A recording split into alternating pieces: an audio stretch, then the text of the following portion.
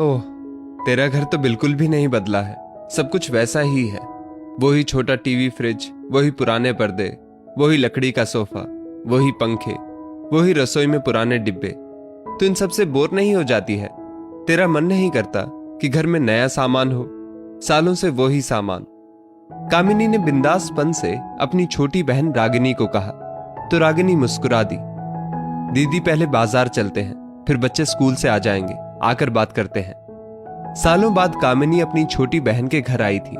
घर जैसा पहले था वैसा ही था। घर में कुछ बदलाव नहीं आया था। ये तो वही पुराना शॉल है ना जो माँ ने हम दोनों को एक जैसा दिया था। मैंने तो अपने वाला अपनी काम वाली को दे दिया, बहुत ही पुराना हो गया था। कामिनी ने स्टाइलिश फैंसी कोट पहना जिसमें आगे बटन भी नहीं थे और वो सर्दी में कांप रही थी। वहीं रागिनी को उस शॉल में गर्माहट मिल रही थी।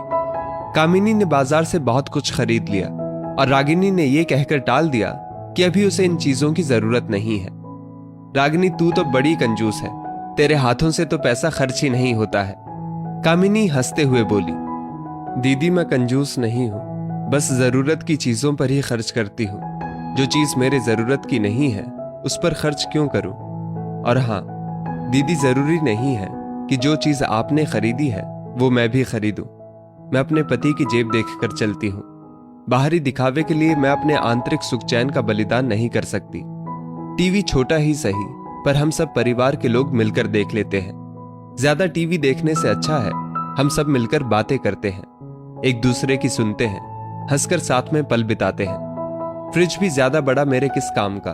मैं ज्यादातर चीजें ताजा ही बनाकर खिलाती हूँ, नाप का भी बनाती हूँ ताकि फ्रिज में रखना ही नहीं पड़े। परिवार की सेहत भी बनी रहती है। पंखे पुराने हैं तो क्या हुआ, हवा तो देते ही हैं। जब पंखे चल रहे हैं तो नए पंखों पर खर्च क्यों करूं? मेरे पति की जितनी कमाई है मैं उसी में खुश और संतुष्ट रहती हूं। दुनिया को दिखाने के लिए नए पंखे लगवा लूं और अपने पति के माथे पर चिंता की लकीरें खींच दूं, ऐसा तो मैं कतई नहीं करूंगी। सोफा लकड़ी का हो या फोम का, काम तो बैठने से है। पर्दे पुराने ही सही, मेरे घर की बातों को, हालातों को ये आज भी ढक लेते हैं। हम खुश हैं, साथ में हैं। जरूरत का, जीने का हर सामान है। रसोई में डिब्बे नए हो या पुराने, क्या फर्क पड़ता है? इसमें बस राशन का सामान भरा होना चाहिए और पूरा परिवार साथ में बैठकर खाना खाए, ये ज्यादा जरूरी है। सबसे बड़ी बात तो ये है, मेरे सिर पर मेरी अपनी छत है। आलीशान किराए के फ्लैट से भली तो मेरी अपनी झोंपड़ी है जिसमें मैं हक और अधिकार से रहती हूं। ये सुनकर कामिनी की बोलती बंद हो गई। कामिनी का पति प्राइवेट नौकरी में है, बड़ा सा फ्लैट किराए पर ले रखा है। घर का किराया काफी है। टीवी, फ्रिज, कार सब ईएमआई पर ले रखा है, जिनकी मोटी किश्तें वो चुकाते हैं। दिन रात कामिनी का पति पैसा कमाने में लगा रहता है ताकि घर के सदस्यों की इच्छाओं और बाहरी दिखावे पर पैसा खर्च कर सके। घर में आधुनिक सुविधाएं तो हैं, पर मन की शांति नहीं है।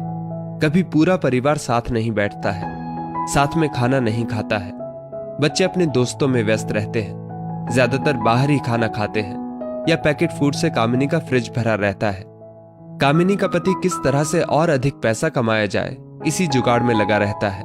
समय से घर भी नहीं आ पाता है, इसलिए कामिनी कुछ दिनों के लिए रागिनी के घर चली आई।